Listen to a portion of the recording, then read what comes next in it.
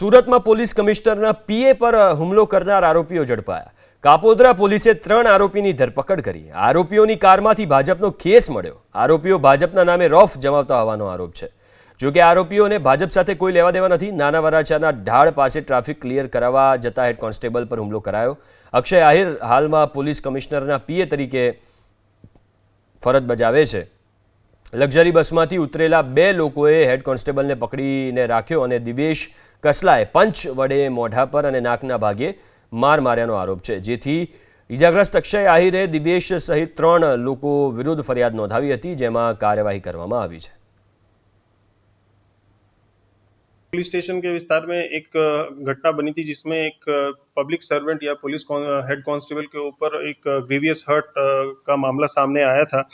उसमें जो 3 आरोपी हैं उन तीनों को हमने अरेस्ट कर लिया है। उसमें जो मुख्य आरोपी है उसका नाम है दिव्येश वालाभाई कसोला और इसको भी हमने अरेस्ट कर लिया है और इसमें हम बाकी आगे कानूनी कार्रवाई करेंगे। इनको हम अभी जुडिशियल कस्टडी में भेजें।